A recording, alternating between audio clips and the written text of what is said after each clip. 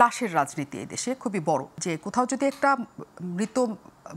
মৃত্যু নিশ্চিত করা যায় তাহলে সেই রাজনীতি যেদিকে ইচ্ছে সেদিকে নিয়ে চলে যাওয়া যায়, আর সেখানে যদি কোনো ছাত্রদের মৃত্যু হয় সেটা আরও ভয়ঙ্কর জায়গায় নিয়ে চলে যাওয়া যায়।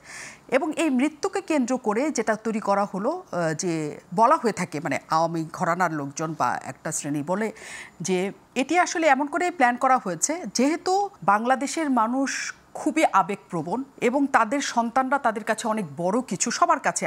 আমার সন্তান যদি রাস্তায় না মারা যায় তারপরও আমি সেটাতে আবেগ আপ্লুত হই। ফলে ওই ঘটনাটাকে নেওয়া হয়েছে মানুষকে জাগিয়ে তোলার জন্য, ক্ষুব্ধ করানোর জন্য। আপনার কি সেটা মনে হয় কিনা?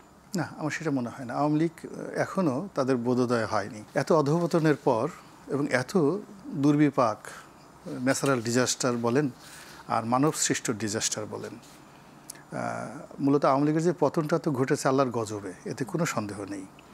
আর এই গজবের সঙ্গে মানুষের সৃষ্ট গজব তো আছে, কিন্তু সেটা খুব অল্প পরিমাণ। এই সময়ের পরে মানুষ এরকম বিপদে পড়লে সাধারণত মানুষের মধ্যে একটা আর্ত উপলব্ধি হয়।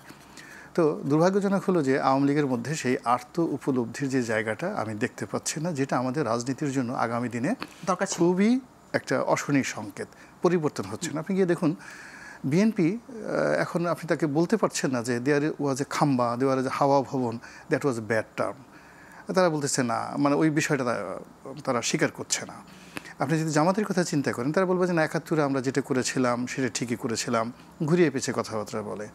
আবার আমরা বাচ্চা ছিলাম। আবার এখন দেখেন এত বড় একটা দুর্ঘটনা। আপনি ধরুন আওয়ামী লীগ যে কথাগুলো বলতে চায় যে ম্যাটিকুলাস ডিজাইন অনুযায়ী বিভিন্ন জায়গাতে ব্রাশ ফায়ার করে, স্নাইপার রাইফেল দিয়ে ছেলে মেয়েদেরকে মেরে বা লোকদেরকে মেরে তারা একটা পাবলিক সেন্টিমেন্ট তৈরি করেছে, ভালো কথা। কিন্তু যেগুলো সাবেক স্বরাষ্ট্রমন্ত্রীর কথা মতো যে ঘটনাগুলো ঘটেছে, যেভাবে লাশ পুড়িয়ে ফেলা হয়েছে, যেটার ভিডিও ফুটেজ রয়েছে, এটা তো জামাতের লোক করেনি, এটা তো বিএনপির লোক করেনি। সাভারে যে ঘটনাগুলো ঘটেছে, ঢাকাতে যে ঘটনাগুলো ঘটেছে, ট্যাঙ্ক ভরে ভরে, সেই গাড়ি ভরে ভরে, বস্তা ভরে ভরে লাশ পুড়িয়ে যে ঘটনা ঘটিয়েছে, তার জন্য কি আওয়ামী লীগ অনুশোচনা করবে না? এটা কি ধরনের কথা? তো যার জন্য আমি আমার ক্ষুদ্র অভিজ্ঞতা যেটা বলি যে লাশের রাজনীতি সব জায়গাতেই সেন্টিমেন্টাল এবং এটা রাজনীতিতে উত্তেজনা তৈরি করে।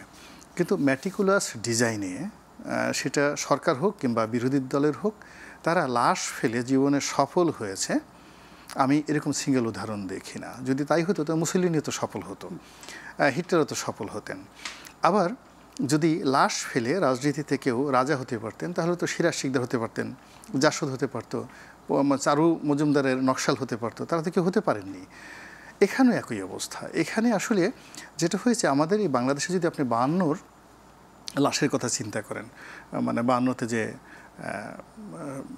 রফিক বরকত জব্বারকে মেরে ফেলা হলো, এটা কোনো ম্যাটিকুলাস ডিজাইনে ছিল না। কিংবা নূর হোসেনের উপর যে গুলি চালানো হলো, এর সাথে অনেক খুন করেছে হয়তো বা, কিন্তু ওই নূর হোসেনের হত্যাকাণ্ডটা আসলে তার ম্যাটিকুলাস ডিজাইনের মধ্যে ছিল না, কিন্তু ঘটনাটা ঘটে গেছে। এখানেও যে হত্যাকাণ্ডগুলো হয়েছে, যে হত্যাকাণ্ডগুলো আমাদেরকে খুব আবেগ তাড়িত হয়ে পড়েছে, এটা আমি বলবো যে ম্যাটিকুলাস ছিল না। ইভেন বাঁধন যেটা বললেন যে হেলিকপ্টার থেকে যে মেয়েটাকে গুলি করে যাকে বলা হয় হত্যা করা হয়েছে নির্মমভাবে, যা তাকে রাজপথে নামিয়ে এনেছে, এটা আমার কাছে মনে হয় না যে ওই মেয়েটাকে টার্গেট করে গুলি করা হয়েছে। It's a cause of action. তারা অপকর্ম করছিল, অপকর্ম করতে করতে তাদের হাত বেড়ে গেছে, পা বেড়ে গেছে, তাদের নফস বেড়ে গেছে এবং তারা এটাকে কোনো অপরাধী মনে করেনি, করতে গিয়ে একটা ঘটনা বা দুর্ঘটনা ঘটে গেছে।